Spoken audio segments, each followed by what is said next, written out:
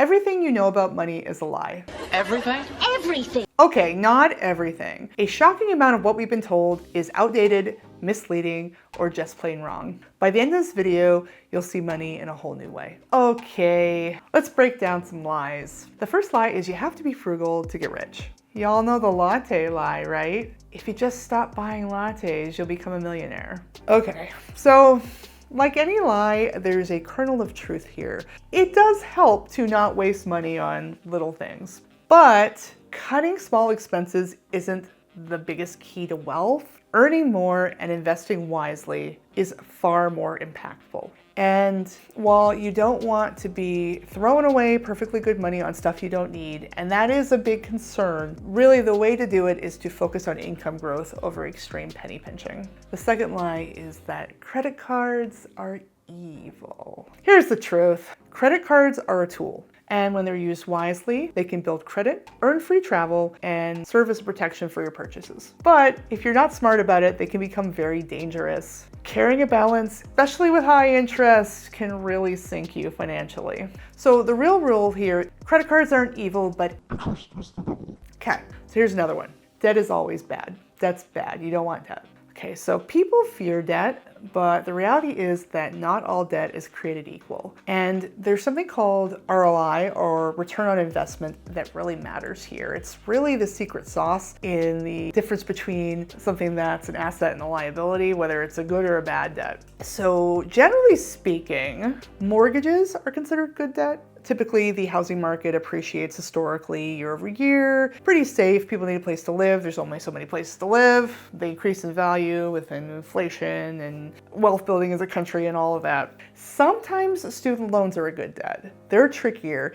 It really depends on how much you pay for your degree and what you can reasonably expect to make with that degree. The tricky thing is if you have very expensive schooling, very high loans, and you're going into a field where it's hard to get a job and the pay is low, yeah, that becomes very bad debt. So it really depends. And also student loans have different interest rates. If you get like a subsidized low interest loan, that can be really good. Some of these private loans can be outrageous. They can be high as credit card APRs. So it really depends on whether student loan debt is good or bad. And business loans can be kind of similar. So if you have a smart business plan, if you have a good roadmap, then a business loan can be a wonderful source of debt. If you don't have much of a business plan, or a bad business map, if it's not a good business model, it can actually be bad debt. So those are tricky. But what is never a good debt is a high interest loan on something that is either consumable or a depreciating asset. So take something like a credit card that has thousands of dollars of going out to eat. Those are consumables. Let's say it has something like a 15, 20, 25% APR, like a high interest rate on it, like pretty beefy stuff.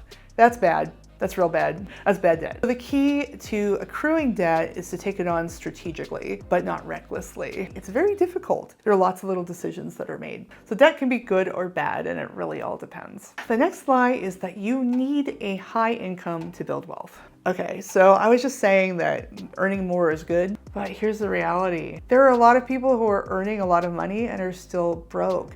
And that is because of something called lifestyle inflation. Essentially, many times when people start making more money, they start spending more and more on the essentials. They upgrade their quality of life in a way that is either commensurate or outpaces sometimes their increase in earning. Now, it makes sense that you want to have more comfort and more luxuries as you're earning more, but you really should ideally not have it creep up at the same rate as what you're earning, and instead make sure that you can pay down any of the debts we were talking about. You can invest in retirement. You can have an emergency fund so that you are not having to do desperation loans or have to be put into a corner because you've run into a rough patch. And this is because wealth isn't just about income, it's about what you do with it. And there's a certain point, like obviously making more money is better, right? but there's a limit to it. Someone who saves and invests $48,000 wisely can beat the doctor who's making $200K, but spending every penny of it and taking on bad debt. Okay, so we talked a little bit about how mortgages are typically good debt. There's a flip side though. The next lie is that renting means throwing money away. Okay. No.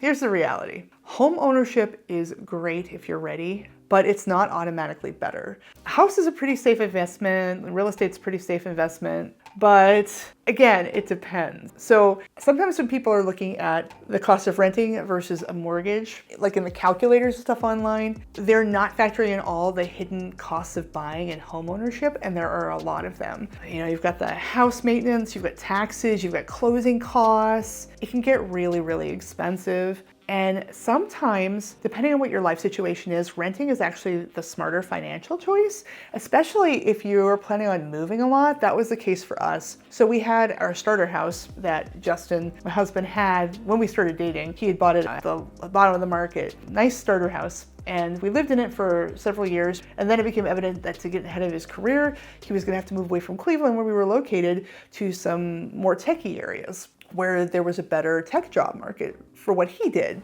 So we knew we were going to be moving at least once, maybe multiple times. So when we headed to Dallas, which was the first place we went from Cleveland, we didn't buy a house in Dallas. We rented an apartment because we did not want to pay closing costs every time we had to move somewhere else. Actually, one of Justin's coworkers, one of the execs at a company he was working at, told us some horror stories where he had even stayed in Dallas and he was just moving between towns. He wanted to be in different school districts for his kids. He had taken a bath. He had lost six-figure amounts on closing costs because he had large homes and he kept moving, even locally. So yes, you're gonna miss out on some equity for taking a bit longer to get a house, but you're literally just throwing closing costs away if you buy the wrong house and have to sell it because there's an issue with it, or you're moving for work, or what have you. Like, there are plenty of ways to waste money as a homeowner if it's not the right thing for you. You can throw money away as a homeowner as well. Let's just put it that way. Okay, so the next lie is that you need a ton of money to start investing. Like, I've heard this a million times. You need 10K to even think about investing. No, it's not even remotely true. Thanks to index funds and fractional shares, you can start with $5. There are a ton of really easy investing strategies these days. Even something like your 401k match with your employer, a lot of employers will kick in the cost, just percentage points off what you're making. And that's free money if they will match part or all. Like, no, you don't need 10K to start investing. That's some BS. And actually, the key is starting early and not waiting until you're rich, because when you're young, you can get that compound interest if you can leave it there over time. I actually have a retirement account. I started when I was making $7.11 an hour.